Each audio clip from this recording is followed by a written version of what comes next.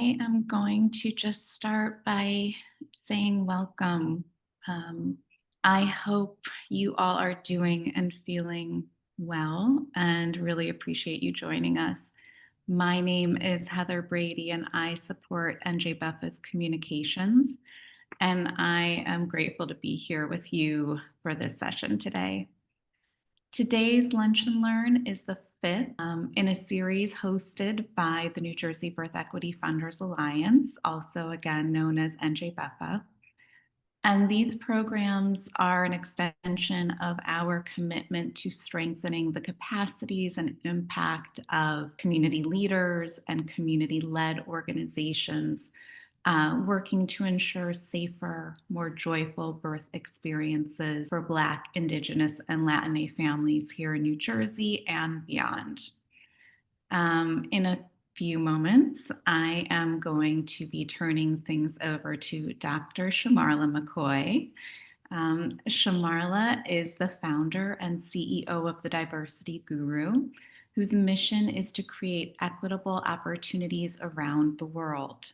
The Diversity Guru provides DEI training, facilitation, and grant writing services for organizations and businesses who focus on equitable outcomes, and also secures or helps secure grant funding for nonprofit organizations and small businesses. Shamarla has worked with organizations in the maternal care field in Delaware, here in New Jersey, and Maryland, with organizations focused on community doula training, midwives. She's worked also with developing community birthing centers. She trains and facilitates as a component of her work and has been training and facilitating workshops and strategic planning for the previous 10 years. Today, Shamarla will be talking to us about grant writing and proposal development, specifically best practices around those pieces of the nonprofit puzzle. And following the presentation, we'll have time for Q&A. So if, as you're listening, please don't hesitate if something comes up to drop a question in the chat. So you remember Dr. McCoy sees it, we see it, and it'll just give us a great place to start from. After the Q&A, we will be sharing a short survey for your feedback.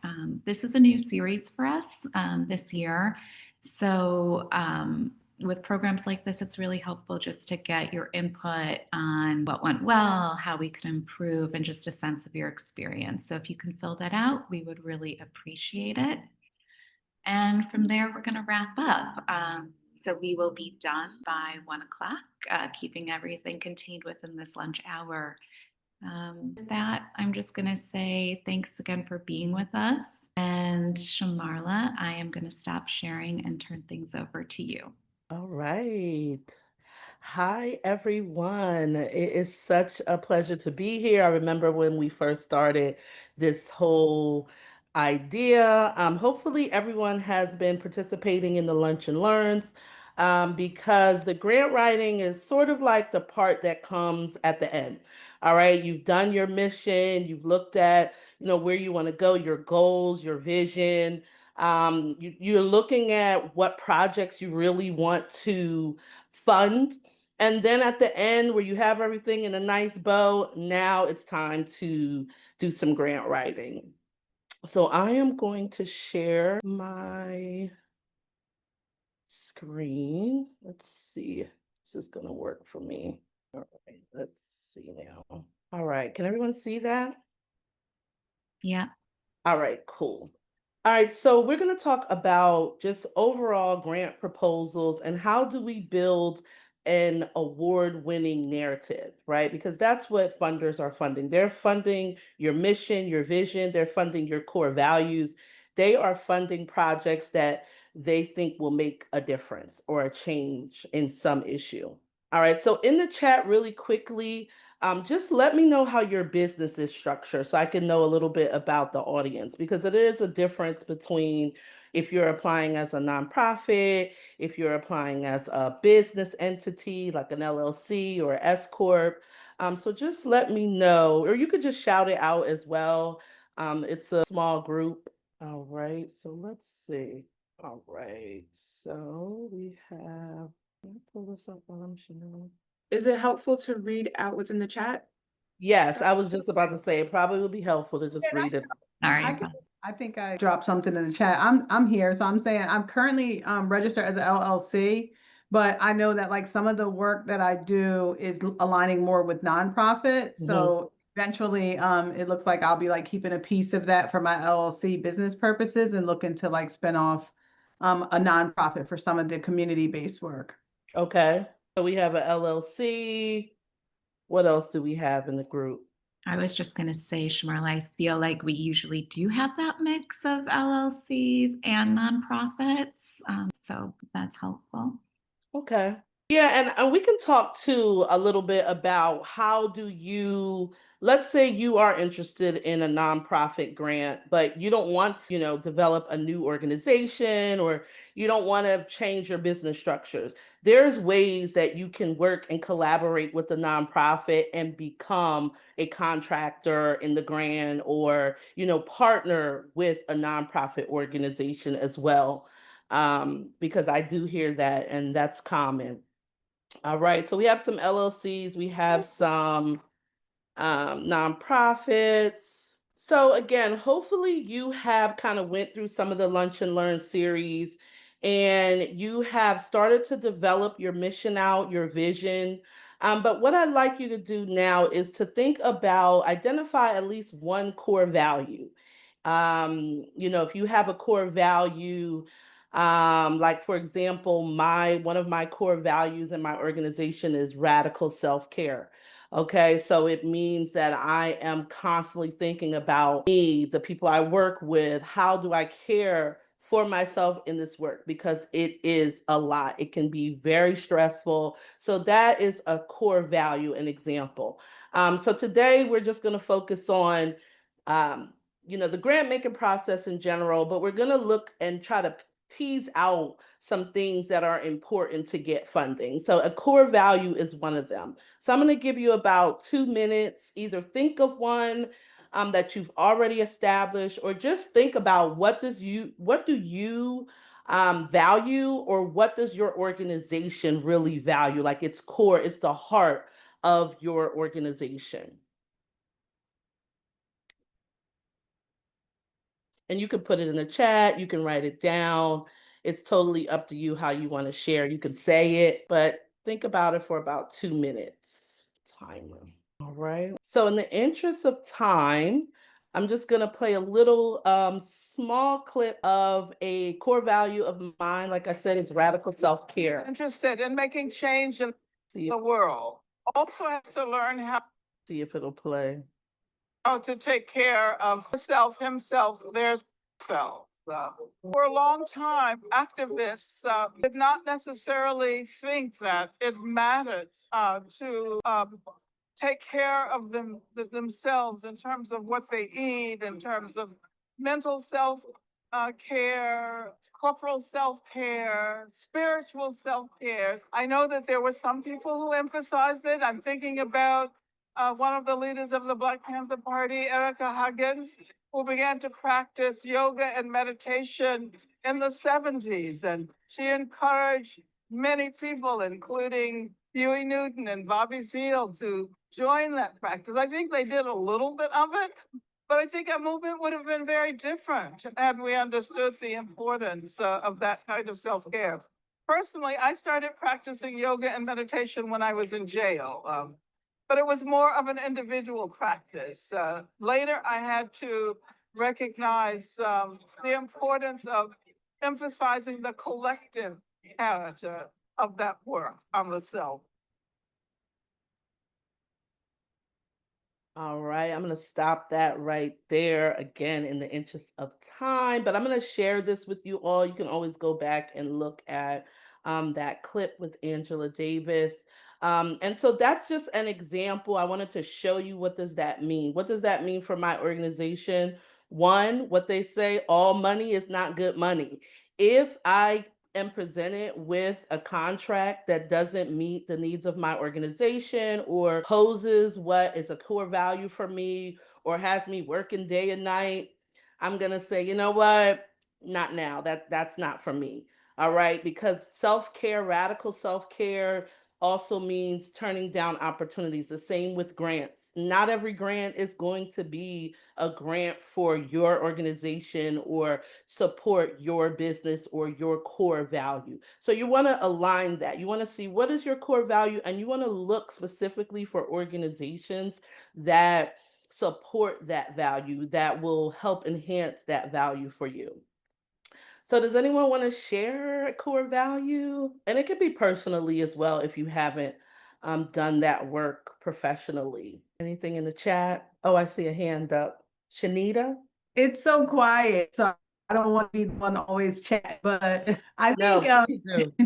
in listening to this, I think one of the things that really stands out to me as I like venture into, like, I have background in government and healthcare systems and things like that. So I think my decision to go do what I do myself for my community looks like, going against some of those systemic things that were like giving us those mixed messages. So if I'm going to go after funding or collaborate with someone, it's really like, whatever is out there, it can't like have that negative attraction for me where I'm doing some good but not enough and a lot of red tape. And if it's forcing me to like almost like I like to say be complicit in doing more harm than good. And Mhm. sometimes the funding means well, but like, like I'm a big pushback for like people who are saying like, oh, let's go survey the communities more. And I'm big on saying communities are already oversurveyed. So like if that's like a deliverable you want me to do, and I don't think that that's aligning with what my community needs, then all money's not green money, like you said. So Right. I'm walk away in that respect. So would you say one of your core values is with community building or community engagement? How would Yeah, you use that? community, I would say community building, and I don't know how you would gently say like the protection of the community, or but that's I think protecting the community from exploitation, further exploitation. Okay, so that's a great example actually. So again, when you're writing and looking for these grants, you want to have that in your, we'll talk about it a little later, the grant template, but I always have a very strong grant template.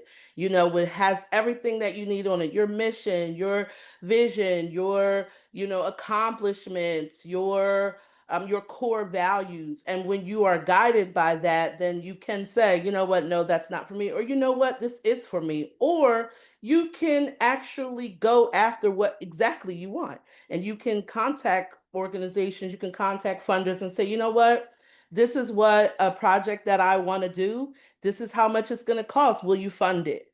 Here goes the proposal, right? So you want to have that story really strong. You want to really think about your mission, your vision, your core values, and don't feel like you're stuck to it. If you look at your mission today and say, you know what, this needs some work. I really need to tighten up this mission. Go back and do it and just rebrand yourself. It's not that serious at all. You can always do that. All right. Okay. So again, mission, vision, core values. Hopefully, you had a chance to look at what your vision is, your mission, at least one core value. I have a link on here. Again, I'll share with you with some really great core values. I'm not going to go over that right now because I'm looking at the time and the hour is not a lot. All right, so working session, mission, vision, core values. You're going to hear that a lot from me because once you have that tight, you can pretty much write any grant. All right, so what is the vision of your business entity? Where do you see your organization? Where do you want to see yourself in a year, 2, 10 years? What legacy do you want to leave behind?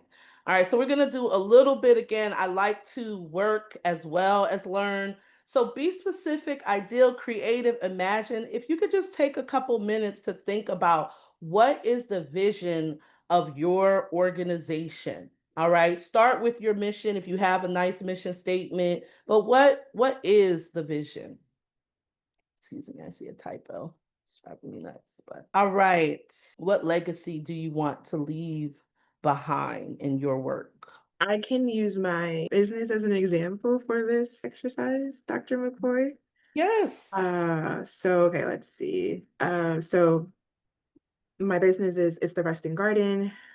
We're founded in 2020. It's a curated solution for Black maternal infant health crisis as well as the mental health crisis. And so we've shifted over the last 2 years to focus on mental well-being. Our mission is to support the individual by encouraging self-advocacy, providing education, and offering holistic wellness classes. Okay. So what is the vision? What do you see yourself? Where do you see this organization in 10 years? What problem would you have solved?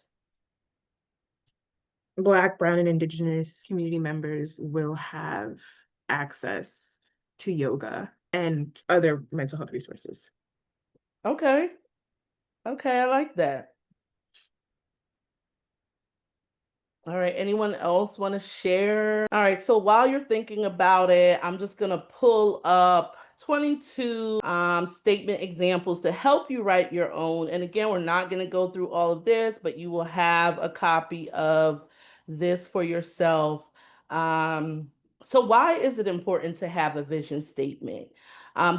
Despite the importance of a vision statement, many companies choose to operate without one. Some simply combine their mission and vision into one general document. Others do away with the idea altogether, thinking that corporate visions are vague statements that serve no actual purpose. This is a missed opportunity. And so I'm going to stop there. Again, you'll have this. A lot of times when we're starting a company or even when we're in business for a long time, we are not being vision oriented. We're not seeing ourselves grow. We're not envisioning ourselves 10, 20 years from now. The vision of even the world, you can be very broad in some of the statements. But where do you really see? What problem have you solved? What does your organization, your company bring to the market that's not there? You know, I like the idea that more Black, Brown, Indigenous people will connect with yoga, right? Because we know that there's been a lot of inequities in the yoga realm, even the wellness self-care realm as well, because a lot of Black and Brown, the stereotype is that we're just so strong and we don't really need self-care. We don't go through pain. We can endure because we're so resilient, right? And so that's the problem. So you want to make that in your, when you're writing a grant, like this is the issue. And obviously you're going to back it with research, but you're going to say, you know what, this is the issue with access to yoga or wellness programs in Black and Brown communities. They're too expensive. They're time consuming. Communities don't, believe in it. Whatever it is, you're going to, lay that out. And the vision for my organization is that every Black and Brown and Indigenous family in the state of New Jersey will have access to yoga, right? And so that's how you're going to put that in an actual grant. Um, Questions on that? I know I feel like I'm going so fast. I'm trying to get it all in, but grant writing and proposal, it's very individualistic. So I'm going to try as much as I can to give you kind of a broad general stroke. But again, you're going to be specific. You can be very ideal, be creative, and imagine the world the way you would like to see it. All right. All right. Another key component of a grant is what have you accomplished? When you're going to funders saying, I need $200,000 from you, their question is, why should I give you the money? What are you going to do with it? What have you accomplished already that you can tell me in a nice bow? I've done this, that, and the third, or my organization has done this, that, or the third. So what does success even look like for you? How will you measure that? How will you keep track the data? There's so many organizations that I've worked with that do amazing work in the community. And when it's time to write a grant, there's no record of it, right? They're not keeping track. They're not taking photos of all these great community events. They're not posting it. They don't have a social media presence. They're just not telling the story of what they actually do. And it could be for so many reasons. Shanita mentioned before, like community exploitation. That's a big one.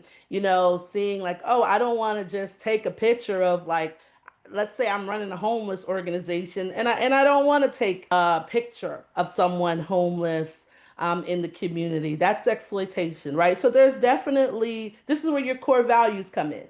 You definitely want to draw the line in the sand. All right. How do I document and still stay in line with my core values? How do I collect the data that I need, but it's also still in line with my core values, my vision, my mission? All right, so take a minute. I know these minutes are very quick, to think about, how do you fulfill your mission? How will you measure success? What does success even look like, again, for your organization or your business? What are the goals at the end? What are you trying to actually get funded? And I will give you 2 minutes. All right. That's a quick 2 minutes, but does anyone want to share what people are still thinking? You can also drop it in the chat. I was typing it up and then I confused myself, so I think I'm just gonna say it out loud. So my goal would be to have an increased number of diverse participants in class. So socioeconomic status, a race, whatever, ethnicity. And I would be able to track that by looking at the number of registrants that come to class every week, and then look at that month over month. If they fill out like a form, or which they do a form, I could look at that type of data as well. And then make a case why there needs to be, while money should be given to my organization to continue this, based off the feedback that I'm also getting from class participants. Okay. So I'm going to use your example. So what actually are you looking to fund? Off the top of my head, hypothetically, a wellness studio. So having a brick and mortar space. Okay. Yeah, so if you're trying to, let's say, this is a great example, by the way, so I'm going to pick that out a little bit. So let's say you're trying to fund a wellness studio, you're just getting started. You're going to think about, what are the barriers again? Why aren't people coming to yoga? Why aren't there more diverse people here? Maybe it's tuition, maybe it's, the cost, maybe it's the location, the access. There's so many things, right? And you're going to have to do that research to figure out what is in your community, what is lacking in your community. There may be a lack of access to actual yoga instructors who are Black and brown. Maybe people feel more comfortable with someone who looks like them in yoga. And so you may want to fund in yoga instructors, for example, like going to an organization and say, you know what, I want to have a tuition-free program for 10 yoga instructors that are Black and brown. And this is how I'm going to advertise this thing. These are the people, I already have some interest. You might, try to spark some interest when you're teaching it. I already have like 15 people interested. I'm going to do all these things to market it, but my goal is to get 100 yoga instructors by the end of 2027 or whatever. So this is just, again, top of my head. This would have to be fleshed out, but that's an example of an actual project that supports your mission that you can get funding for, and you would have to cost that out. Okay, the class is going to cost $1,000 a piece, and I want, 100 people. I need $100,000 from you, or something like that. Does that make sense? That makes sense. Like connecting your mission, your vision, your values with this issue that you're trying to get funded. That's basically what you're doing to write a successful grant, right? I'm gonna go on. I know the time. Is that me? Okay, I did not put music in this thing, so I'm like, I don't know what happened. All right. So next, we're going to talk a little bit about the grant cycle as well. What does it look like to even write a grant, close the thing out? you're going to start with your defining point. This is your research moment. This is your issue. This is your problem. We talk about the wellness student. The problem is there's not enough Black, Brown, Indigenous yoga instructors, right? I did my research on it. I found that less than 10% of yoga instructors are Black, Brown, and Indigenous in New Jersey or wherever you are. All right, so you're going to define it, you're going to do the research, and then you're going to prepare everything. You're going to prepare, okay, I need my tax documents for the last year. I need my, W-2s, whatever it is. I need my list of employees, whatever it is. That's when you're going to gather all the financials, everything that you need, and then you're going to apply. All right, so that's really the bulk of the work is in those step 1, 2, and 3. You're going to apply. You're going to be very mindful of deadlines, keeping some sort of calendar with all the deadlines of grants that you are interested in, whether you do an Excel sheet or you use some sort of, tool online. It's fine.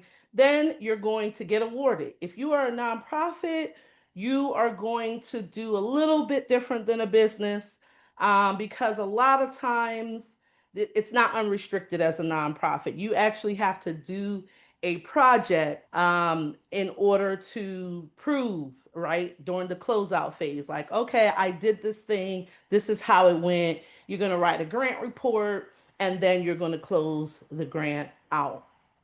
Any questions on just the overall process of writing grants? I know some of you are already familiar with grant writing. All right, so I'm going to move forward. All right.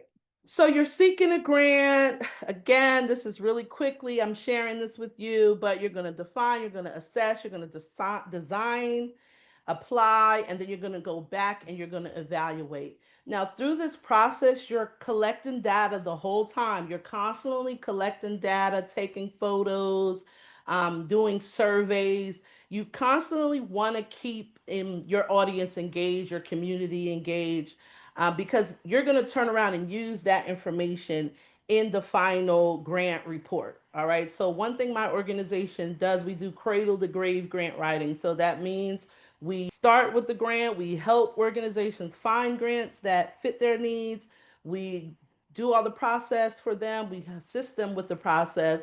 And then we submit. If they are awarded, we also follow up again with the reporting because a lot of organizations forget that part. They get the money, they're like, woohoo, I got $150,000 and I'm off. And then a year later, the report's due.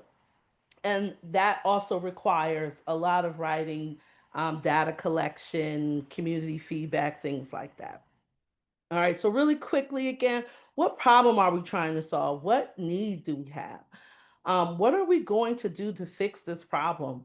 Assess the problem by conducting your own research. For example, Shanita brought up like community exploitation. That's a big one. That is a big one for me. So what do? I'm going to go to the community. I'm going to ask them, what do you need to do another survey? Like what's the bottom line? What's the bottom line for you? Do you need $1,000 gift cards, or do you need childcare, transportation, food? What resources? How can I get you to do this? This survey, for example. And is the survey valid for you? Again, it has to be within your core value, but there needs to be some sort of exchange that the community itself is okay with. And then it's not exploitation. They're fine with it. They'll fill out the survey for, $100 gift card and lunch, or they won't, right? So this is what the research, that's when you're assessing. You're going to figure that out. If they won't do it, then they won't do it. All right. How much is it going to cost? That is like one of the huge issues that I deal with organizations. We have this great mission, we have this vision, even our core values, but we don't know how much this thing is going to cost. What is it going to cost to do this thing? We have to be ambitious in our funding strategies. Like, okay, I need $1 million. Like, I have worked with an organization, started off with zero. They were getting like small micro grants and they were all working for free. And I mean, it was just a mess. And I had to come in and say, you know what? I love the fact that you all are engaged in your community, but you all too have to eat. You all too have children to feed. You all too have to sustain yourself. So you cannot have an entire volunteer organization and expect that to run successfully because it won't, right? And so we had to really sit and do the hard work like, hey, that's exploitation too, right? So it's like, no, free work, that's not what I'm into. You know, you can be passionate about a project, but you still need to look at your own bottom line and what you need in order to spend your time, right? Because time is really a valuable resource that goes overlooked a lot, you know. So you have to decide. When I was in law school, my contract professor, it stood with me forever.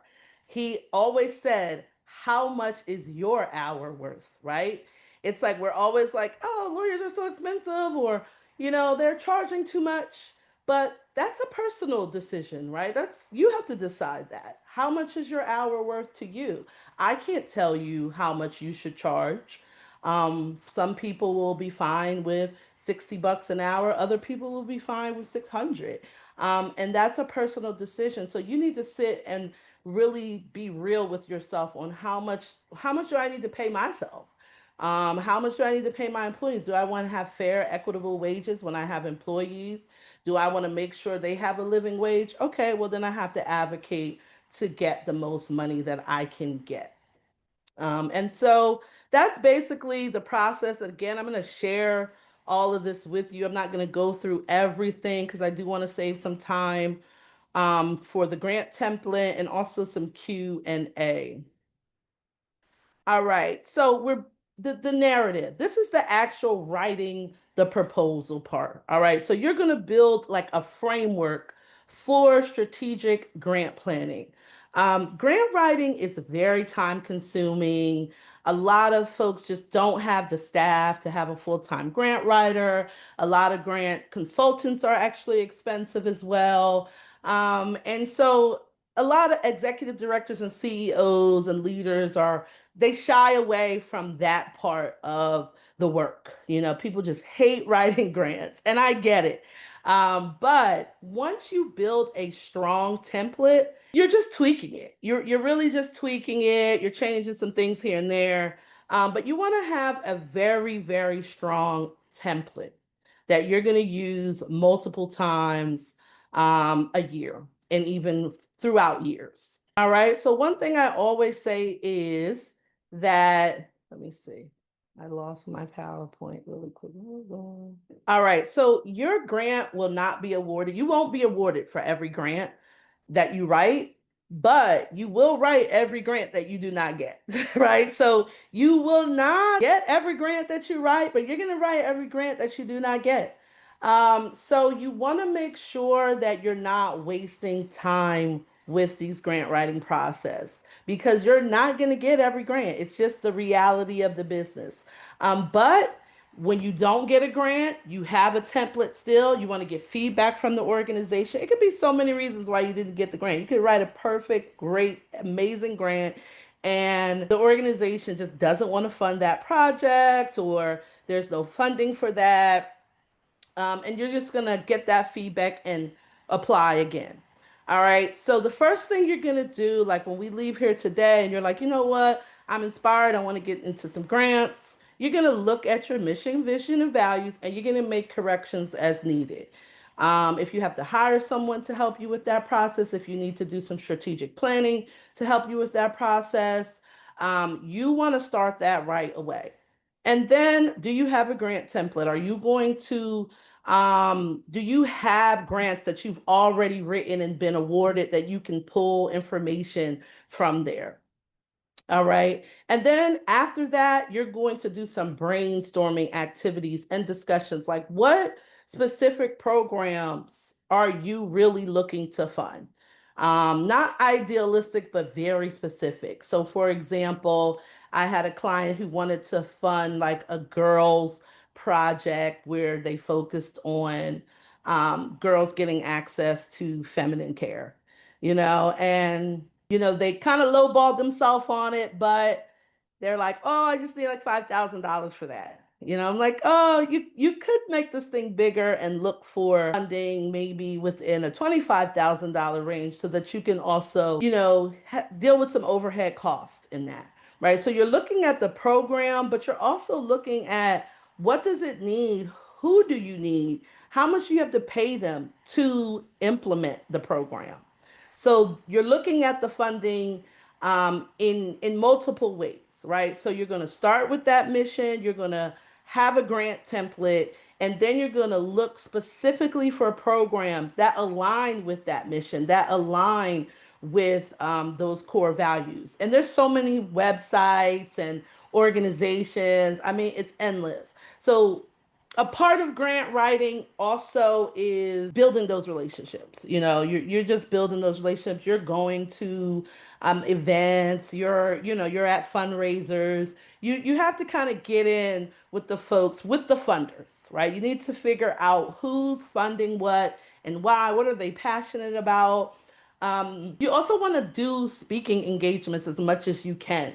I have gotten grants just because I spoke at an event and they're like, oh, I really like you. Like, I'm going to fund your project. Like, oh, okay, thanks. I saw you on a panel discussion, right? So you want to get yourself out there, build a name for yourself, for your brand. If you're in, again, I'm going to use the wellness space. If you're in that wellness space, you should be at conferences that are focused on wellness. All of that goes in your budget, right? It's like, okay, what do I need to do this project? I need to go to 3 conferences this year focused on wellness and yoga. Let me find those conferences. How much are they going to cost? Flights, all of those things. That's going to be in my budget. And I have to find someone who's going to fund that professional development piece, you can call it. So you want to be where the funders are. And that ranges. It's different depending on where you live. But you want to be where funders are. All right, let's do a quick time check. What time are we on? Yeah, we've got just about 15 minutes. You said 10 minutes? 15. 15 minutes. Okay. All right. So let's move on. All right.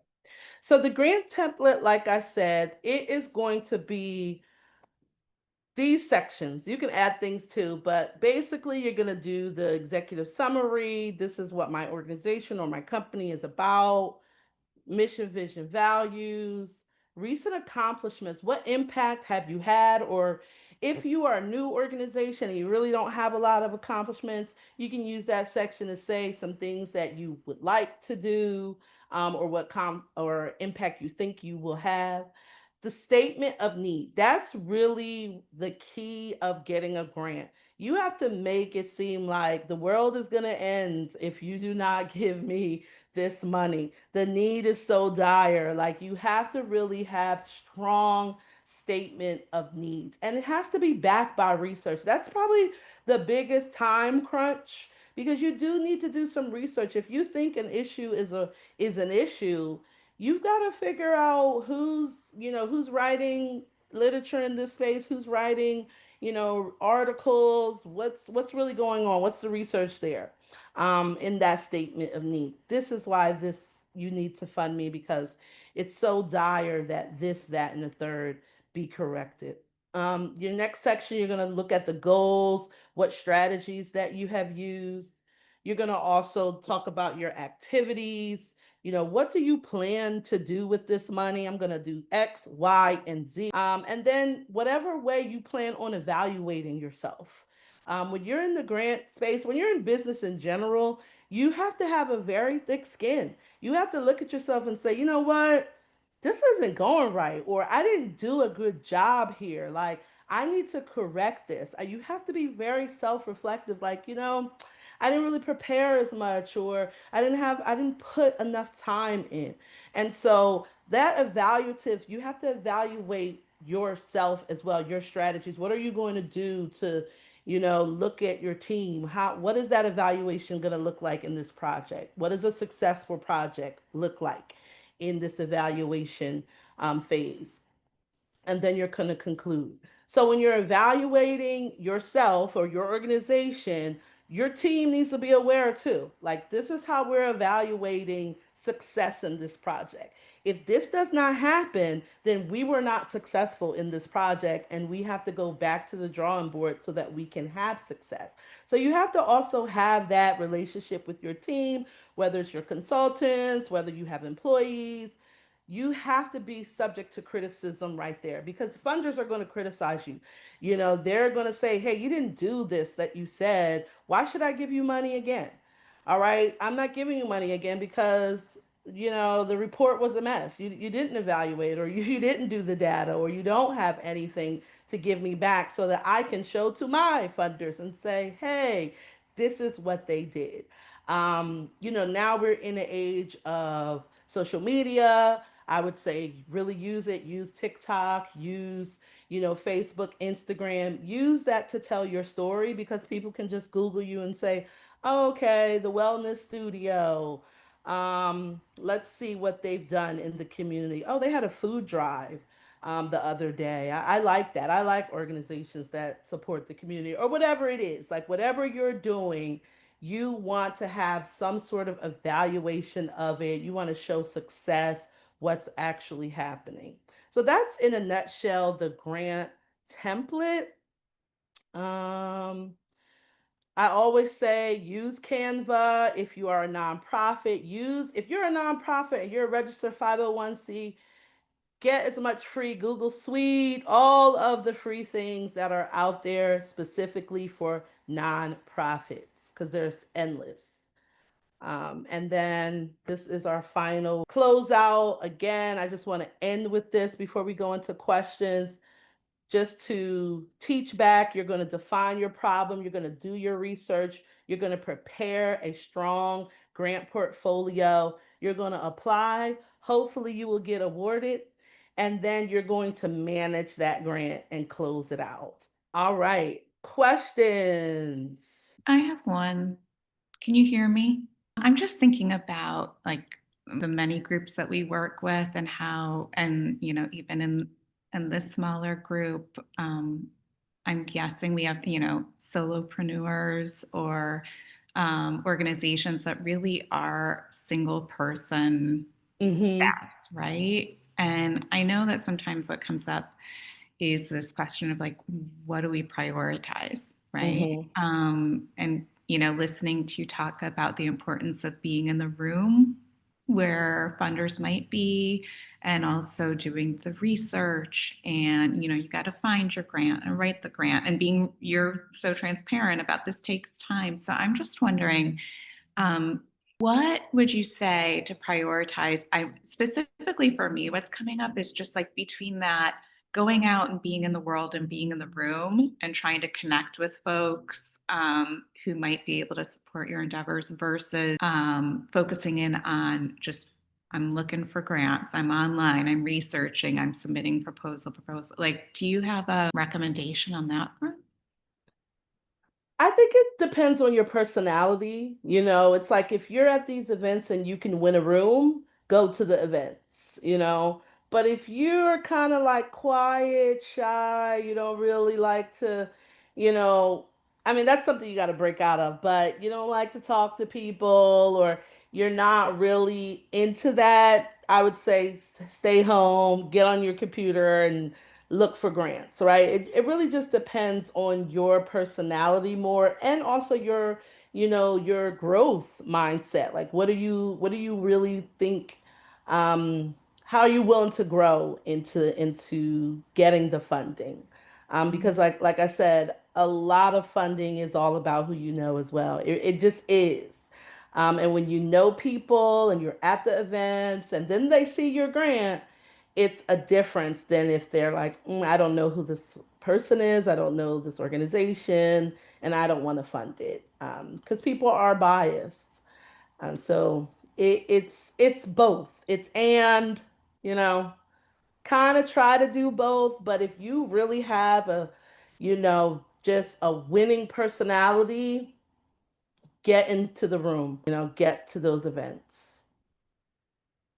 Thank you. That's Yeah. really helpful. Thank you for that question, Heather. Any other questions? It is a lot. I would say, I do work with solo folks and entrepreneurs, and I've helped expand some, organizations as well because they didn't have that vision down. They didn't have that mission.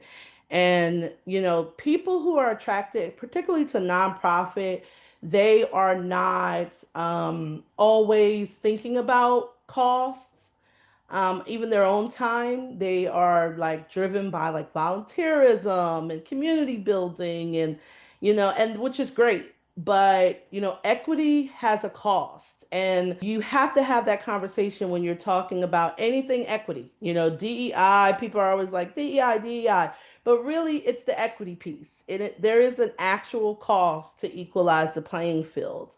And it's up to you to do that research to figure out how much is it going to cost, and not shy away from it. Like if it's $1 million, it's $1 million. So you're just gonna have to try to, set $1 million budget together. Thank you. Mhm. I feel like that's a really nice note to end on. Like, don't be afraid to go big and be Yeah, realistic, right? yeah, Yeah, yep. yeah. Um, well, again, Dr. McCoy, thank you so much. I cannot believe it's 3 minutes to one. Thank you for putting up the poll. As I mentioned at the start, this is a brief survey. If you all just don't mind completing it before we wrap up, it's really helpful to us, and we would really appreciate it and your feedback. And as you're completing the survey, I will just mention that this session and all of the others that we have done to date, this one will soon be on our YouTube channel at Birth Equity Alliance. And if you missed the first 4 in the series, they are already there, the 3. I think we have to put one more up. But this was a lot of really incredible information. If you know folks who weren't with us today who would benefit from it, please don't hesitate to share our YouTube with them. All right. Well, it has been such a pleasure. I know lunch and learns are fast, a lot of information. Feel free to reach out. You all have my email. I'm guru.diversity@gmail. You can feel free to reach out to me, or NJ Betha has my information as well. Yeah. And again, just thank everyone so much for being with us. We hope to see you again soon.